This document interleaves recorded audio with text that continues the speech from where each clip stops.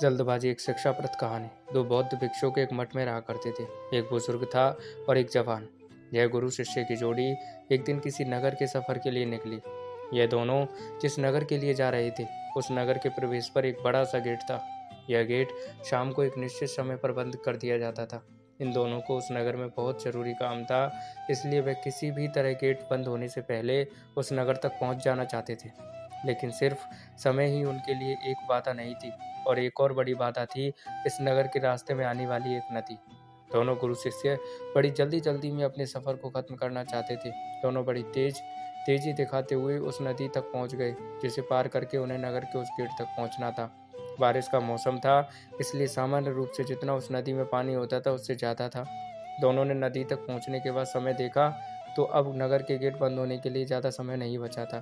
ज़्यादा पानी होने की वजह से वह दोनों नदी में तैरकर जाने का रिस्क नहीं ले सकते थे। इसलिए गुरु ने इधर-उधर देखा तो उसे एक जगह पर एक नाविक बैठा हुआ नजर आया। गुरु ने नाविक को नदी पार कराने के लिए मना कर दिया। नाविक के साथ दोनों गुरु और चेला नाव में सवार हो गए और नाविक को कहने लगे कि जरा जल्दी जल्दी इस नदी को पार करवा दो। नाविक जरा अलग ही किस्म का शांत स्वभाव का आदमी था। नाविक बोला, जल्दी जल्दी में कोई किसी मंजिल तक नहीं पहुंच सकता, जो भी होगा आराम से होगा। गुरु और चेले ने नाविक से कहा कि आराम से हम जाएंगे तो उस गेट के बंद होने से पहले नहीं पहुंच पाएंगे। नाविक बोला, आराम से जाओगे तो ही पहुंच पाओगे, जल्दबाजी करोगे तो नहीं पहुंच पाओगे। नाविक अपनी गति से बिना उनकी बातें सुने उन्हें किनारे तक ले गया। किनारे पर आते ही शिष्य और गुरु ने बहुत जल्दबाजी दिखाई और वह गेट की तरफ दौड़ने लगे। नदी किनारे से गेट तक का रास्ता बड़ा पथरीला और झाड़ियों वाला था। जल्दबाजी में बूढ़े बूढ़े बौद्ध भिक्षुक का झाड़ियों में पैर फंसा और वह गिर गया। गिरते ही पत्थर से उसके सिर पर घाव बन गया और काफी खून बहने लगा।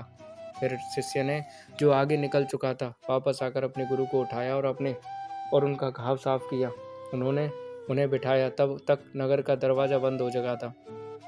अब उन्होंने उसी नाविक को मदद के लिए बुलाया और उसकी झोंपड़ी में जाकर रात बिताने की व्यवस्था की। जब गुरु को थोड़ा अच्छा महसूस हुआ तब नाविक ने उससे कहा कि आप लोग मुझसे ज़्यादा ज्ञानी हैं, लेकिन मेरे थोड़े से ज्ञान पर, जो मैंने किताबें पढ़कर नहीं बल्कि अनुभवों से पाया था, आपने ध्यान नहीं दिया। अगर आपने मेरी बात मानकर आराम से गेट की तरफ गए होते तो आज आप मेरी झोपड़ी में रात बिताने की बजाय नगर में आराम से रात बिता रहे होते। दोस्तों, हम भी अपने जीवन में इसी तरह ज़रूरत से ज़्यादा जल्दबाजी दिखाते हैं, और इसी जल्दबाजी में हम कुछ ऐसी गलतियां कर बैठते हैं जो हमें अपनी मंजिल तक पहुंचने से रोक देती है। माना कि मंजिल पर पहुंचना ज़रूरी है, लेकिन क्या उस मंजिल तक पहुंचने वाले रास्ते का सफ़र का आनंद लेना ज़रूरी नहीं है? तो दोस्तों, बौद्ध भिक्षुओं की ये कहानी आपको कैसी लगी कमेंट बताइएगा। अच्छी लगी तो लाइक और शेयर कर दीजिएगा दोस्तों, और चैनल पर नए तो सब्सक्राइब कर लीजिएगा। Thank you.